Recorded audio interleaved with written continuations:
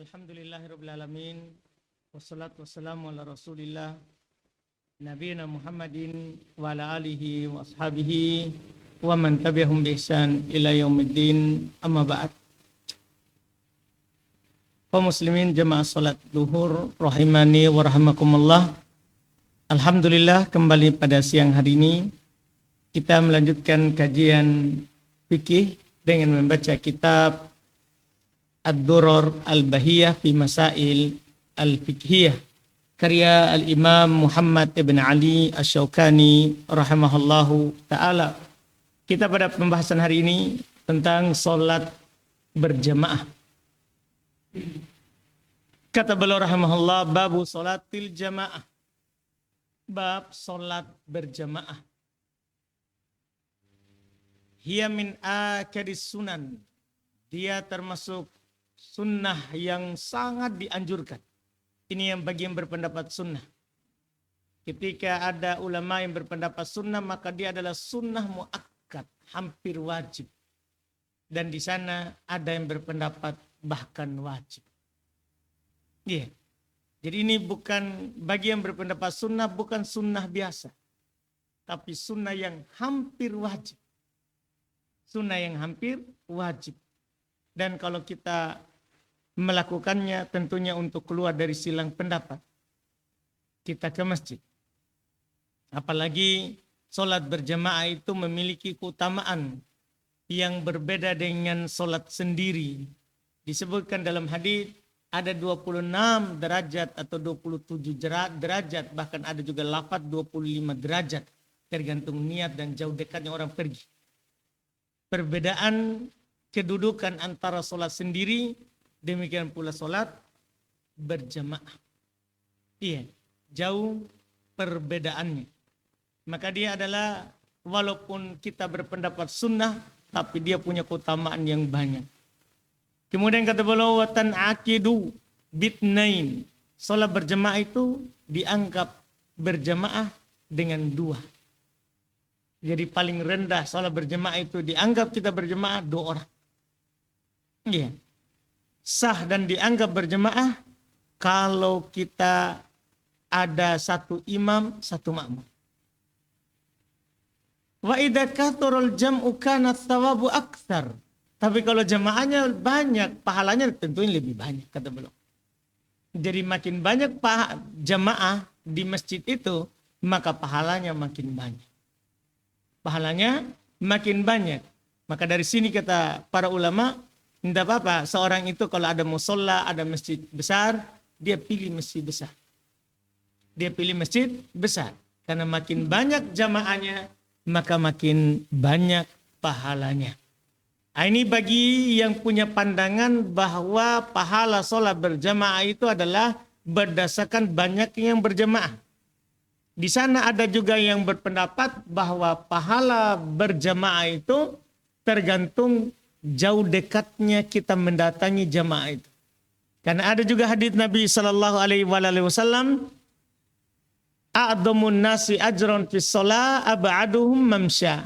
Orang yang paling besar pahalanya dalam solat yang jauh langkahnya. Jadi ada juga dilihat dari langkah.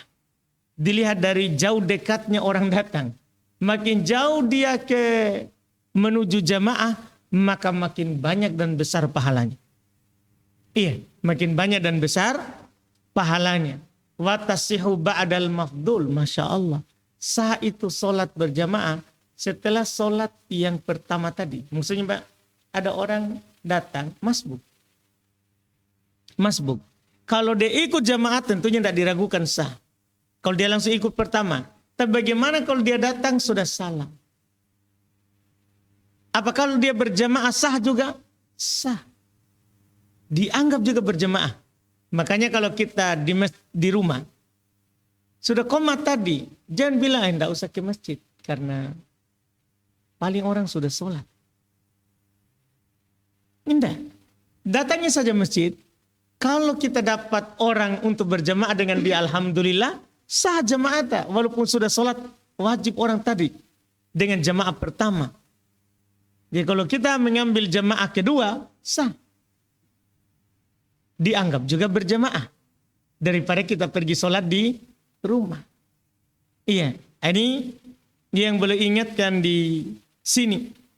Iya, karena pernah Nabi dulu, di zaman Nabi, agak cepat komat dan agak cepat selesai. Orang-orang datang banyak masbuk, orang-orang kaget. Ini kita tidak dapat jamaah. Tidak dapat jamaah. Maka, iya, ketika Rasulullah Sallallahu Alaihi Wasallam selesai sholat, ada yang Nabi anjurkan, siapa yang mau menghadiahkan pahala sama ini. Maksudnya belum tetap anjurkan apa? Berjamaah. Berjamaah. Yang sudah tadi nanti namanya pahala sholat sunnah, sementara yang baru datang adalah sholat wajib. Sementara akan disinggung. Bahwa boleh beda niat antara imam dan makmum. Antara imam dan makmum. Wal aula ayyakunal imamu minal khiyar. Yang paling utama, imam itu dari yang terbaik. Paling utama. Tapi ingat, ini kalau kita tentunya semua jamaah masjid itu, jamaah musola itu, maka imam di antara kita adalah yang terbaik di antara kita. Iya, nanti yang terbaik ada nanti akan disebutkan. Apakah yang paling hafalannya banyak, atau kalau hafalannya sama nanti sunnahnya dia tahu banyak. Kalau dia sama-sama tahu, maka nanti ada pembahasan paling duluan hijrahnya, paling duluan hijrahnya. Ini nanti macam-macam. Yang penting terbaik. Wa ya ummur rajulun nisa wal aks. Laki-laki boleh mengimami perempuan, tapi tidak dibalik. Tidak boleh perempuan mengimami laki-laki. Ini belum ingatkan. Wal muftarid bil mutanafil. Ini tadi boleh seorang yang sedang sholat wajib berimam, bermakmum dengan orang yang sholat sunnah. Bilaks, demikian pula sebaliknya. Demikian pula sebaliknya. Jadi boleh Pak kalau kita lagi sholat sunnah, datang orang mau ikut jamaah dengan kita? Boleh. Atau kita sholat wajib, kita datang terlambat. Ada orang sholat sunnah, boleh kita ingin ikut dengannya. Ini Masya Allah. Ini fikih. Jadi tidak perlu kita tanya, ini dia lagi sholat wajib atau sholat sunnah. Karena boleh kita langsung ikut. Yang sholat wajib boleh bermakmum ke sholat sunnah. Yang sholat sunnah boleh menjadi imam untuk sholat wajib. Tidak masalah hal tersebut. Watajibul mutaba'ah fi ghairi mubtil. Wajib kita ikut bersama imam pada selain pembatal sholat. Artinya kalau imam melakukan hal yang membatalkan sholat, tidak boleh kita ikut. Tidak boleh kita ikut pada imam itu. Wala ya ummur rajulu qauman hum lahu karihun. Ini adab, Masya Allah. Janganlah seorang mengimami kaum yang mereka benci dia. Jadi kalau orang tidak suka sama kita, jangan maju imam. Masalahnya nanti orang sholat di belakang kita makmum, dongkol semua jadinya. Pikir, kenapa dia? Jadi jangan, kalau kita tahu orang tidak suka, jangan maju imam.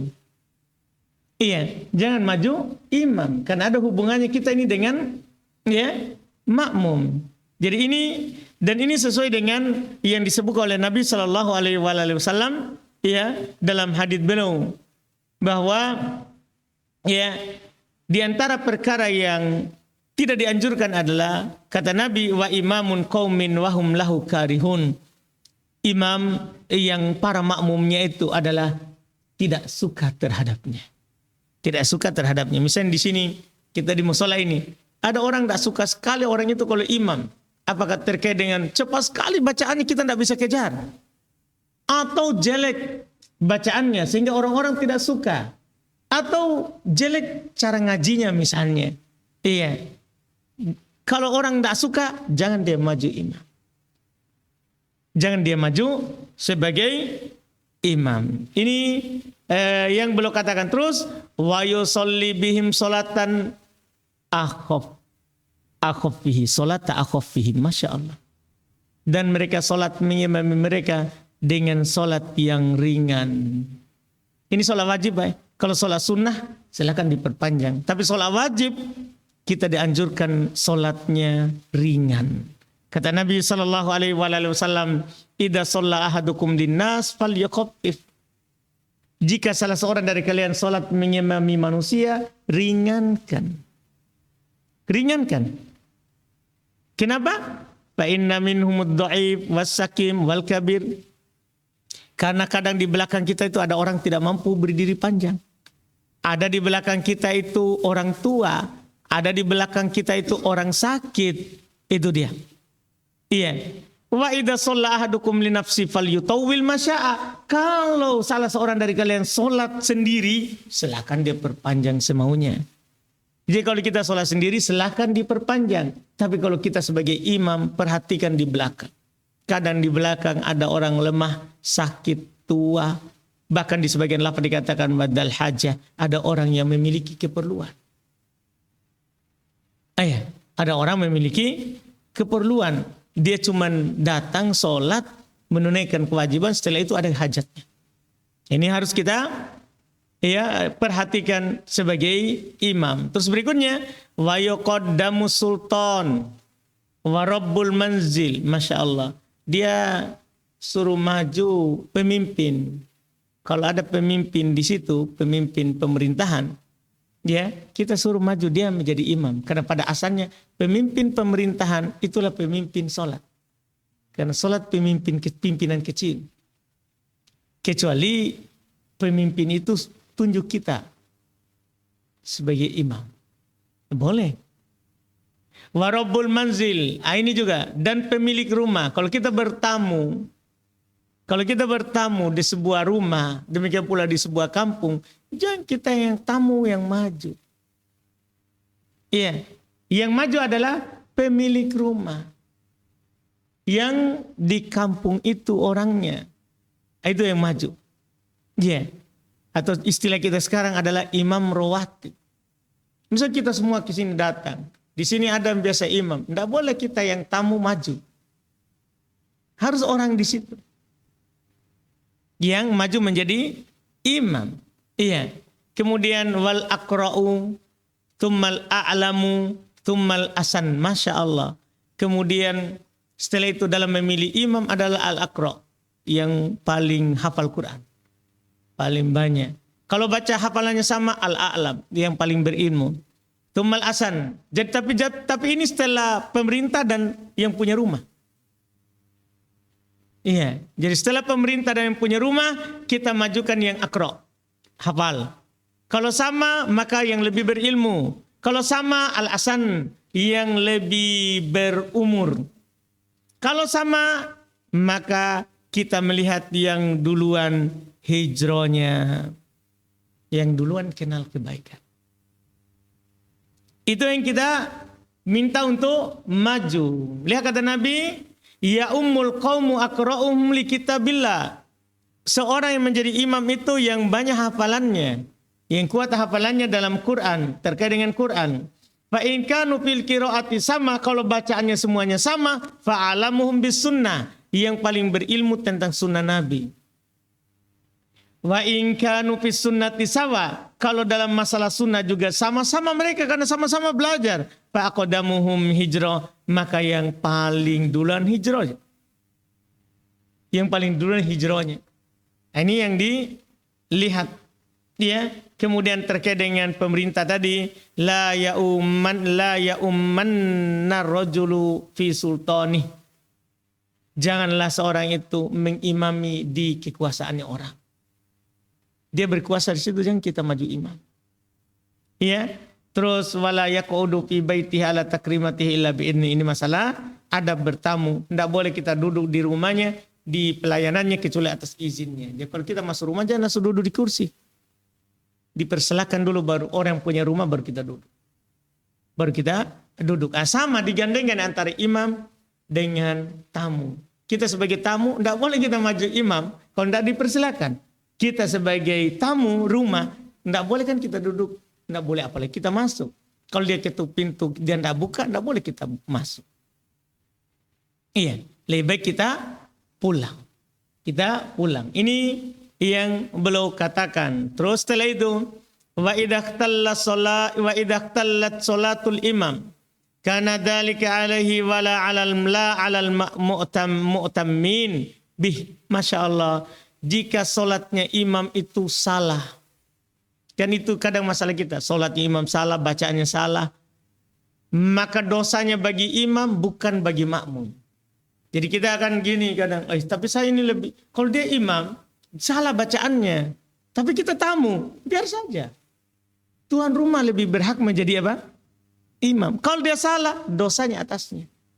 Tidak bagi makmum. Kata Nabi sallallahu alaihi wasallam, yusalluna lakum, mereka salat mengimami kalian. Fa in asabu falakum, kalau mereka benar maka untuk kalian pahalanya. Wa in akhtau falakum wa alaihim, kalau dia salah maka pahala tetap untuk kalian, dosa untuk mereka. Jadi kita tidak perlu merasa bahwa kita yang bagus hafalannya di belakang. Ini orang di depan salah bacaannya, salah solatnya. Enggak, kesalahannya dia yang dapat, kita yang penting jangan ikut yang salah. Kalau dia salah di situ jangan ikut. Jangan ikut, sudah dibilang tadi, wajib ikuti imam kecuali pada perkara yang salah. Kalau salah jangan ikut. Tapi kalau dia salah, ya apakah solat makmum batal? Tidak. Tidak. Kalian tetap dapat pahala, sah solatnya, adapun kesalahannya bagi mereka, kata Nabi sallallahu alaihi wasallam. Wa mauqifuhum khalfah. Ya, tempatnya imam itu di belakang. Tempatnya makmum itu di belakang. Tempatnya makmum itu di belakang imam.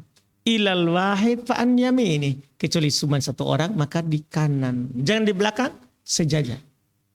Kanan. Iya. Wa imamatun nisa wasatus shaf. Adapun kalau imam di antara perempuan di tengah shaf. Jadi ini misalnya perempuan mau bershaf, salat diimami oleh perempuan di dalam shaf. Tidak ke depan. Tidak maju ke depan. Wa yuqaddamu sufufar rijal. Dan terkait dengan masalah aturan shaf laki-laki itu yang di depan. Tumas sibyan, kemudian kalau ada anak-anak setelahnya anak-anak. Tuman nisa, baru perempuan. Jadi perempuan itu di belakangnya anak-anak. Iya. Wal ahaqqu bis-shaffil awal, orang yang paling berhak untuk shaf pertama ulul ahlam wan nuha, orang-orang yang punya ilmu. Punya bacaan, hafalan, dan punya ilmu, paham sholat. Jangan sampai nanti imam batal, yang mau ditarik tidak tahu cara sholat. Nah, jadi yang di belakang itu adalah yang berilmu. Yang paham tentang sholat, kalau batal apa yang harus dia lakukan. Wa alal jama'ati ayyusawwu sufufahum wa ayyusaddu al-khalal. Bagi orang sholat berjamaah, hendaklah dia rapat luruskan shafnya dan menutup yang kosong. Kalau ini jelas ya, kata Nabi sawwu sufufakum, luruskan shaf kalian. Fa inna taswiyatas sufufi min tamamis shalah, karena meluruskan shaf itu termasuk kesempurnaan salat. Termasuk kesempurnaan salat. Wa yutimmu shaf al-awwal, sempurnakan shaf pertama. Tsummal ladzi yali, tsumma kadzalik. Kemudian setelahnya. Jadi tidak boleh kita shaf di belakang sebelum di depan penuh. Tidak boleh. Kata Nabi, la salata lil munfaridin khalfas shaf. Tidak ada salat bagi orang salat sendiri di belakang shaf dalam keadaan di depan belum penuh. Kecuali sudah di depan sudah penuh, boleh. Boleh, tidak apa-apa. Kan kita tidak perlu juga tarik yang di depan, karena akan kosong lagi. Kalau kita tarik berarti kita harus maju lagi. Nanti yang kita tarik lagi kita. Nah, begitu maju sampai akhir sholat. Jadi tidak apa-apa kita sholat sendiri di belakang shaf kalau sudah penuh. Adapun kalau masih kosong, tidak dibolehkan. Itu tidak dibolehkan. Ini masalah sholat berjamaah. Setelahnya kita akan masuk di sujud sahwi dan mengqadha apa yang telah kita luputkan. Nah, ini di pertemuan yang akan datang lagi insyaallah ta'ala. Ada pertanyaan, silakan.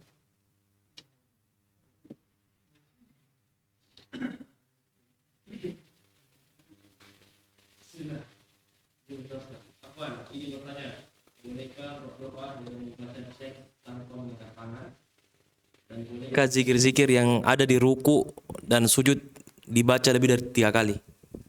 Baik, Untuk berdoa dengan menggunakan teks tanpa angkat tangan boleh. Kalau kita belum hafal boleh kita pakai teks. Masalah angkat tangan boleh kita tidak angkat tangan. Karena angkat tangan saat berdoa sunnah. Bukan kewajiban. Kalau kita berdoa tidak angkat tangan. Kita lagi bawa motor doa. Ya Allah berikan kemudahan untuk. Tidak masalah. Tidak harus orang itu. Tidak wajib orang itu doa angkat tangan. Jangan sampai kita menganggap bahwa kalau doa harus angkat tangan. Tidak ada keharusan. Tapi kalau kita angkat tangan, bagus. Jadi kalau berdoa, angkat tangan. Tapi kalau kita tidak angkat tangan, tidak apa-apa. Karena mengangkat tangan dalam berdoa sunnah. Kemudian boleh nggak kita doa dalam sujud ya, dalam ruku lebih dari 3 kali? Boleh. Karena memang lafaz hadits yang mengatakan Nabi membaca subhana rabbiyal a'la, subhana rabbiyal azim 3 kali, dhaif kata 3 kalinya, Pak. Yang sahihnya adalah tanpa kata 3. Artinya boleh sekali. 3 kali, 5 kali, sunnah ganjil. Sunnah witir. Karena lafaz kata angka 3 salatan di riwayat Imam Tirmidzi itu menyelisih riwayat Imam Muslim.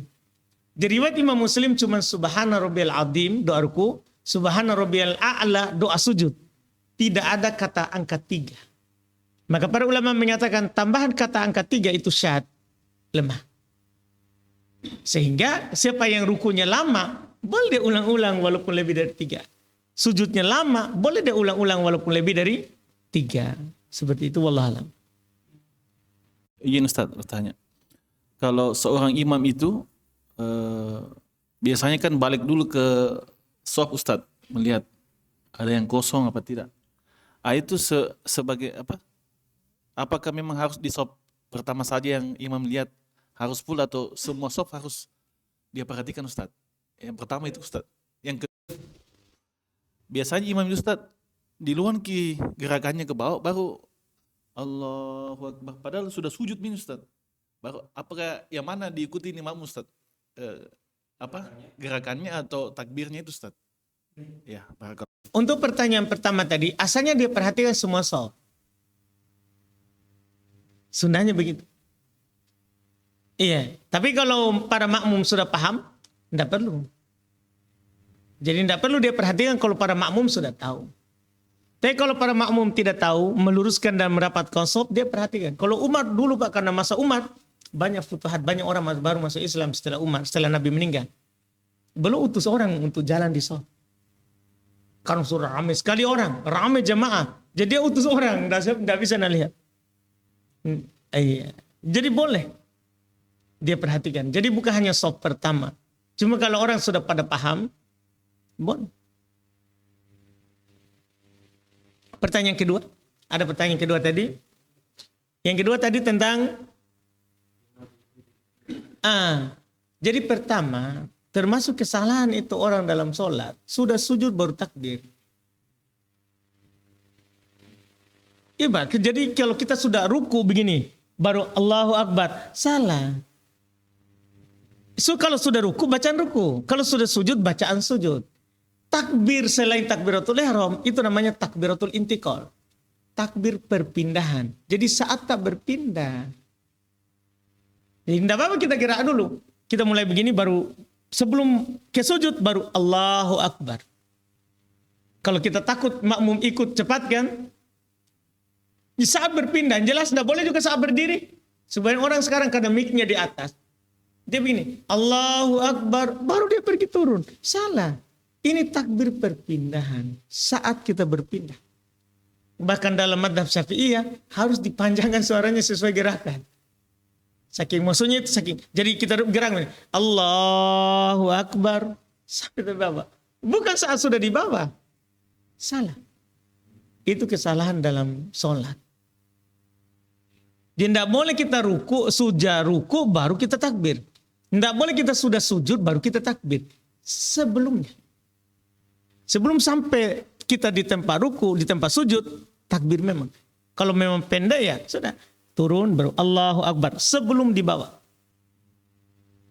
Sebelum dibawa. Tidak boleh. Salah kalau ada orang sekali lagi takbir sudah sujud. Harusnya dia baca doa sujud bukan takbir. Sama semuanya. Sama semuanya. Tidak boleh kita misalnya naik sujud, naik dari sujud sudah berdiri lurus baru takbir. Tidak, sambil naik. Allahu Akbar. Sambil naik. Seperti itu.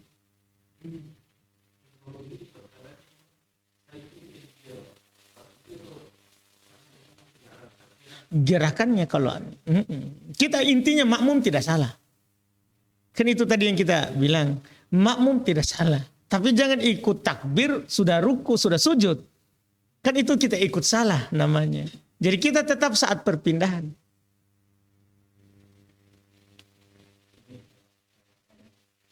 Nah, mungkin ini kembali ke pembahasan wudhu sama tayamum. Soalnya ini pernah dapat case begini Ustaz. Pada hari Jumat ya, mau salat Jumat. Kan ini sudah sudah khatib sudah naik di mimbar. Kemudian ini kita mau ambil air wudhu. Ternyata di situ tempat wudhunya cuma satu sumber air yang jalan Pak Ustaz. Padahal kita ini yang mau wudhu banyak. Yang mau saya tanyakan, apakah pada saat seperti itu apakah kita boleh bertayamum atau tidak Pak Ustaz? Selama ada air tidak boleh. Udur kita kalau lambat masuk. Kalau karena antri itu kan, iya begitu Pak. Jadi kan gini, mendengarkan khutbah Jumat itu kan kewajiban yang tidak membatalkan sholat Jumat. Tapi kalau kita tidak berwudu sementara ada air, cuma butuh antri, batal sholat. Didahulukan antri wudu daripada apa? Pergi mendengarkan khotib. Nah, itu yang harus kita pertimbangkan. Jadi kita harus lihat selalu hukum. Karena harus kita kedepankan lebih penting, kemudian yang penting. Jangan sampai kita mementingkan sholat, mendengarkan khotib, baru kita tidak pentingkan wudhu. Yang mana wudhu itu lebih penting daripada mendengarkan. Seperti itu. Betul. Itu termasuk udur tak untuk tidak dengar karena tunggu wudhu.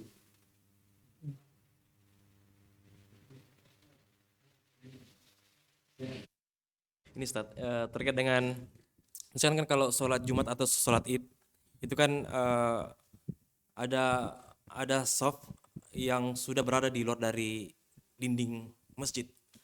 Nah, pertanyaan saya, apakah shaf yang paling depan itu juga termasuk shaf pertama, padahal sudah terhijab dengan dinding? Yang jadi dia imamnya di mana? Imam tetap di dalam ruangan, Ustaz. Terus ada orang shaf depan. Keterangan. Jadi dianggap. Iya, yang pokoknya di belakang imam ini bagaimanapun panjangnya tetap dibilang pertama. Tapi ada hijab dinding, Ustaz. Walaupun itu kan cuman pembahasannya adalah putus shaf, begitu saja. Bukan hukum dia shafnya di mana. Kan shafnya tetap dibilang pertama.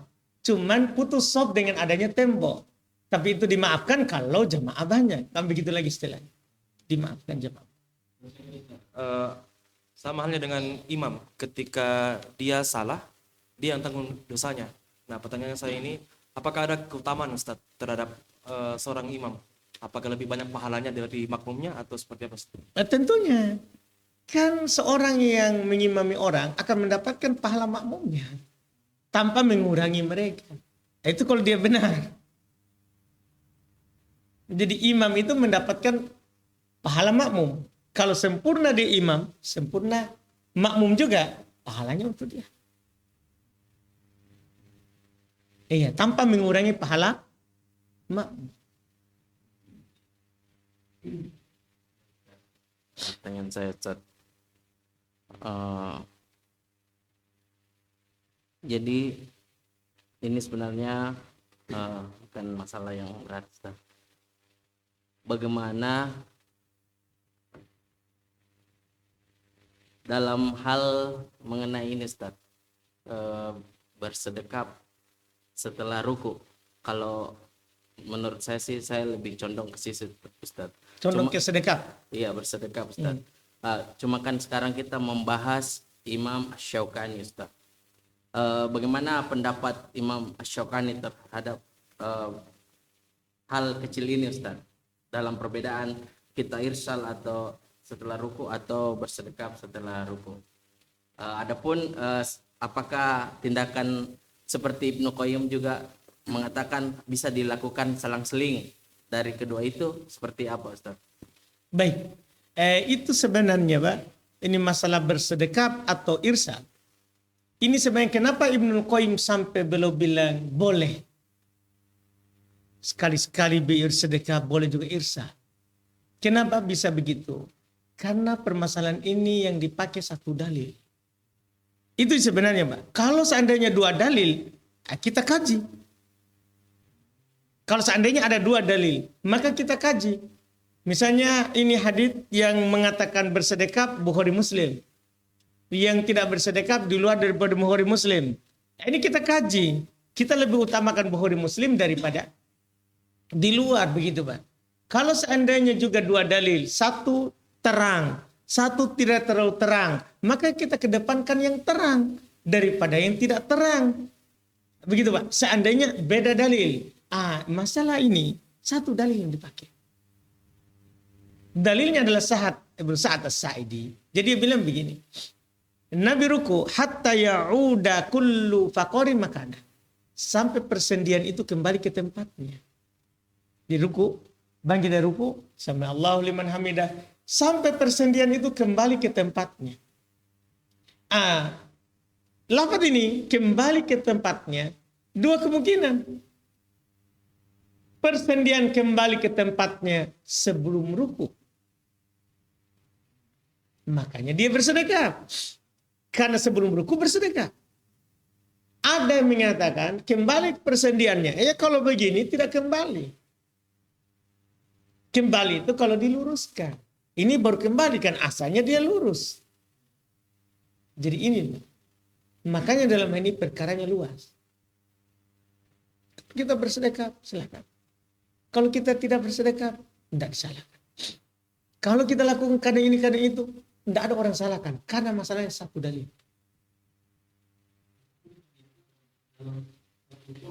Iya, tidak apa-apa. Karena memang ini adalah masalahnya satu dalil. Jadi makanya ini lebih ringan daripada yang lain kalau yang dua dalil. Dua dalil itu Pak baru kita bilang ini yang lebih kuat. Walaupun memang pendapat ini ihtimal memang gitu, kemungkinan begitu. Mungkin maksudnya kembali karena Nabi tidak bilang kembali ke mana. Pokoknya yang penting persendian kembali ke tempatnya. Cuman Nabi bilang begitu. Sebenarnya. Izin ada beberapa pertanyaan Ustaz. Yang pertama, kalau kita jadi makmum Ustaz, terus saf pertama sudah penuh, seharusnya posisinya kita di mana Ustaz? Kalau sendiri di belakang, di tengah kah mulai atau di ujung? Di belakang ini. Iya, jadi kalau sudah penuh sop sebelumnya, sop awal, di mana kita mulai? Belakang ini. Kalau kita sholat berjamaah cuma berdua, posisi makmum itu di mana? Sejajar dengan kita atau sedikit ke belakang Ustaz?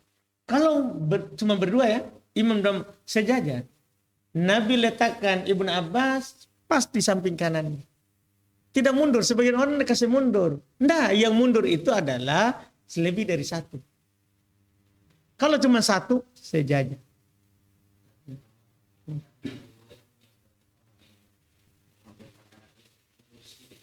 Tidak ada.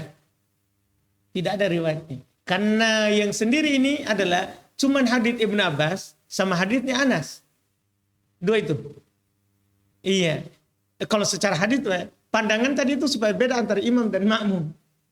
Tapi kan itu orang yang datang sudah tahu yang kanan adalah makmum.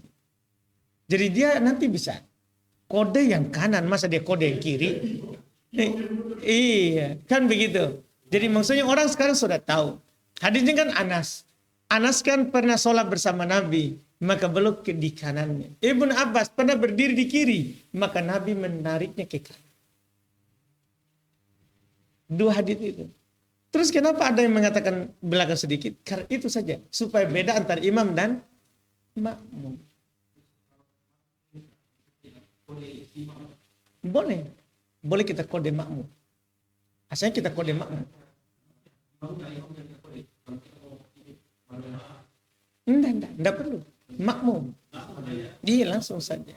Kalau nanti dia paham dia mundur, alhamdulillah. Kalau enggak paham, enggak apa-apa, kita di samping.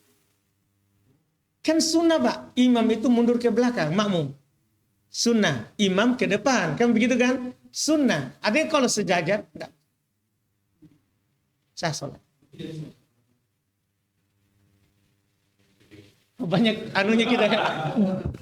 Pertanyaan tak banyak yang kasih catatan kaki. Bagaimana ketika kedua orang ini tidak paham dengan masalah itu tadi?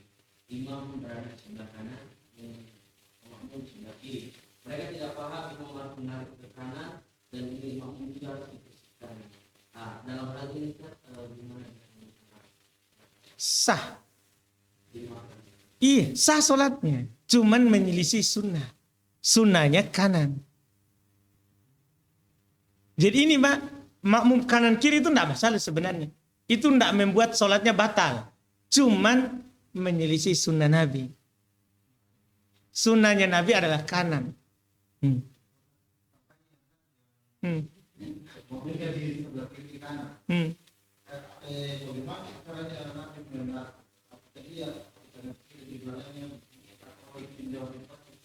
Karena tidak boleh lewat depan imam, tentunya kita langsung pahami di belakang. Iya. Dia kasih geser ke belakang. Iya. Karena tidak boleh lewat di depan. Oh iya.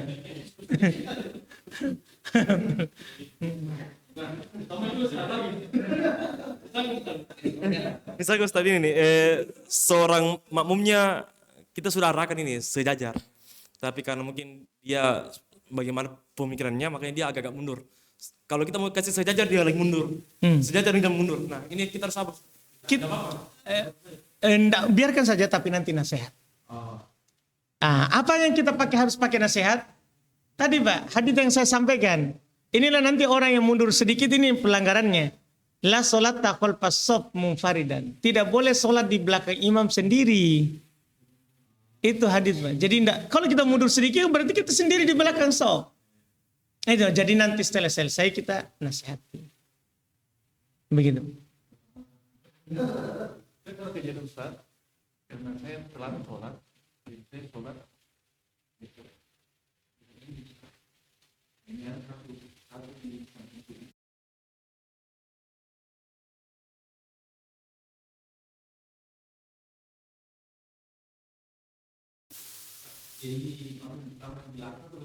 boleh. Kan kalau makmum tidak bisa mundur, kita imam yang maju. Baik. Tembok. Jadi boleh imam maju. Enggak harus makmum yang mundur.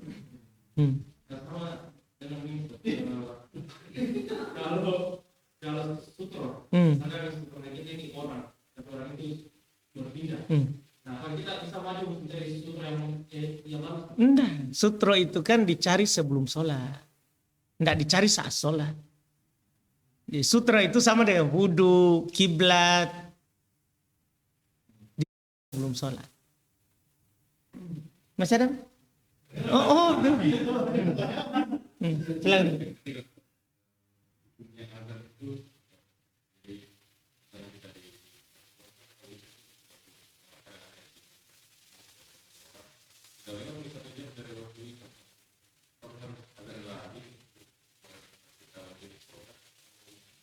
Baik, adzan itu adalah fardu kifayah. Sebagaimana kita sudah jelaskan, dia fardu kifayah. Jika sudah ada yang adzan di masjid lain, maka kita jadinya sunnah. Nah setelah kita tahu itu, maka kita katakan sunnah kita adzan. Tapi kalau kita langsung qomat, tidak masalah. Karena adzan hukumnya fardu kifayah. Seperti itu.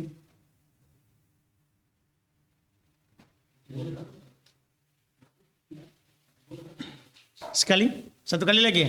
Baik.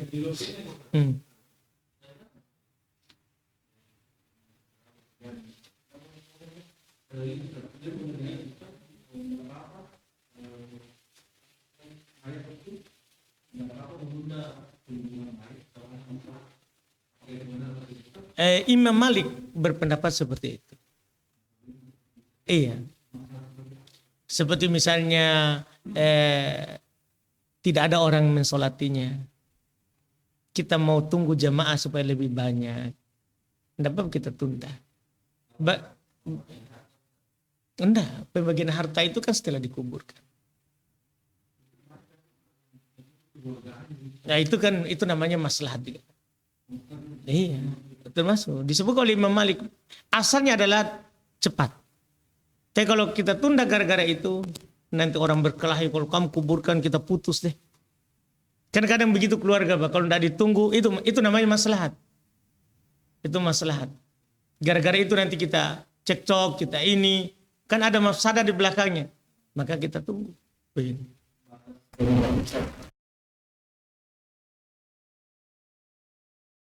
Khawatirkan mayat itu rusak.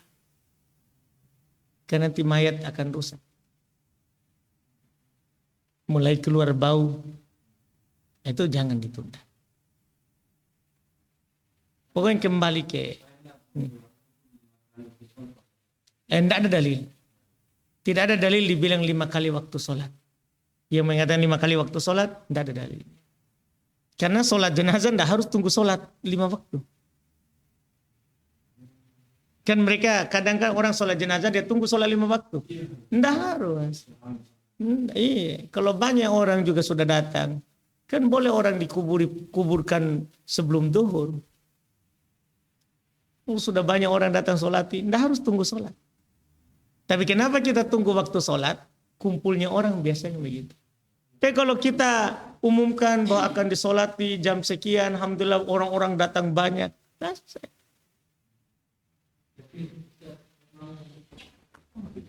Tadi lanjut yang tadi Ustaz, yang masalah sholat jenazah. Tapi memang ada dalilnya Ustaz yang saya pernah dengar menzolati kita disolat, misalnya disolat jenazah yang disolati itu 40 orang yang akidahnya sunnah itu katanya ada kayak memberikan jaminan syafaat. Ustaz. Iya. Itulah maksudnya kan itu yang ditunggu kan. Maksudnya makin banyak jamaah dalam sholat jenazah, itu bagus. Hadis dari Nabi SAW.